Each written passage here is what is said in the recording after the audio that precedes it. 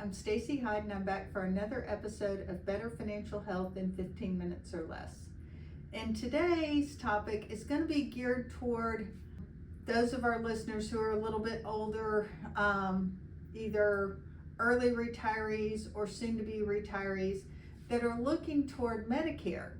And the reason they are is they're like, oh, my medical insurance will finally be free. I've been paying into Medicare all these years, and now I won't have to pay for it. Well, that's not exactly true.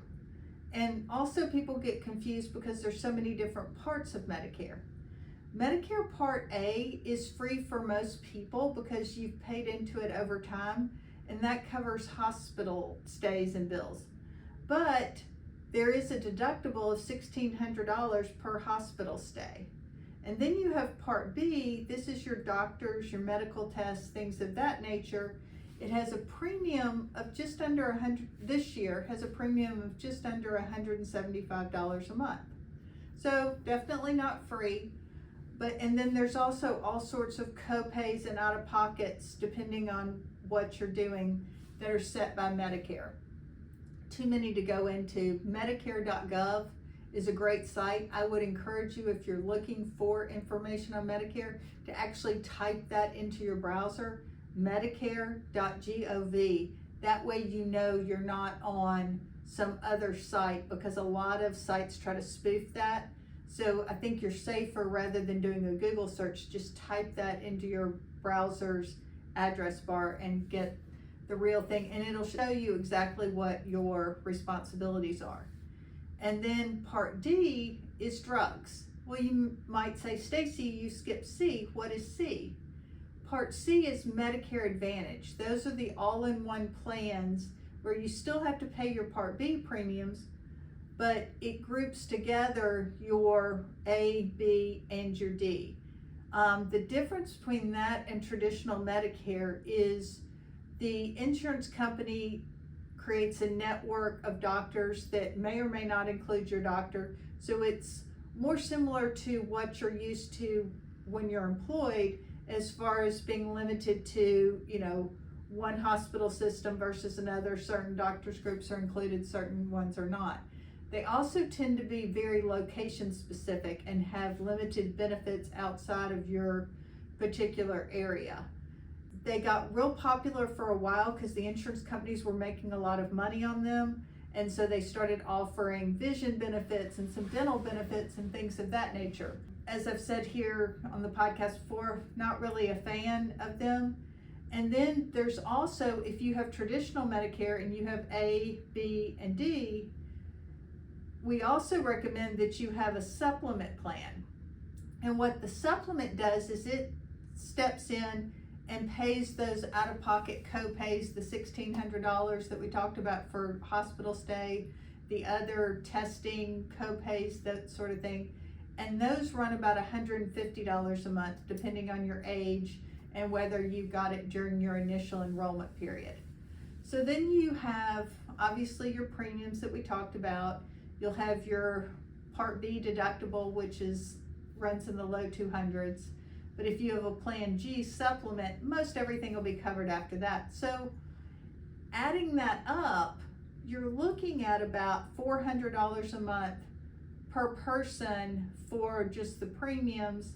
And then you have the Part B deductible, and then you have any drug cost.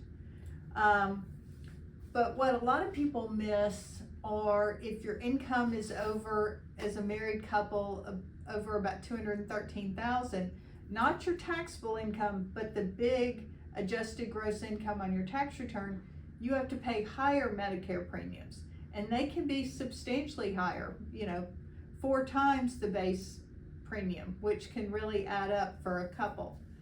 Also, dental and vision and hearing are generally not covered. Some Medicare supplements will have limited dental. They may cover cleanings, and they may offer some discounts for vision. I will say, for the plans that I've looked at, the dental and vision plans, they don't make a lot of sense because you're paying in premium essentially almost what the maximum that the policy would cover anyway. you're better off talking to your dentist, particularly if you've been going to that dentist for a long time, and saying, hey, I don't have dental insurance anymore. If I agree to pay you, at the time of service, you don't have to chase me for a bill. Will you give me the same discounts that you were giving my insurance company? And most of the time they will, because they're happy to not have to deal with the insurance company. And then for vision, you can go to the Costco or the Walmart. I've had great personal experience with the Costco Vision Center. Great pricing there, but I still go to my long-time optometrist for my exams and that sort of thing. And then you've got inflation, and these premiums do go up every year, both for Medicare Part B and your insurance. So you need to plan for about $6,000 to $10,000 per year per person, even in retirement on Medicare. If you were fortunate enough to have a HSA during your working years, guess what?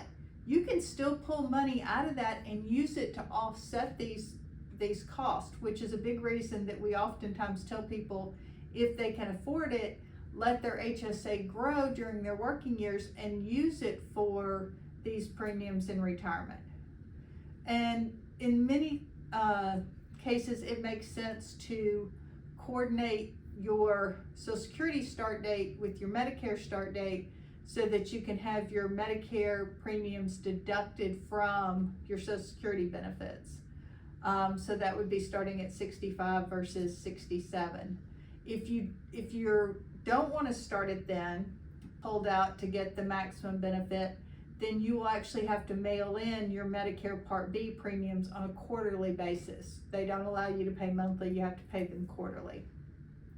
So Medicare is not a free ride, but it can be a pretty predictable, and you definitely don't have assuming you have traditional Medicare and a supplement, you don't have the risk of huge out-of-pocket cost like you used to have, especially now. Some people would have large prescription drug costs, but now those are capped at $2,000 a year currently.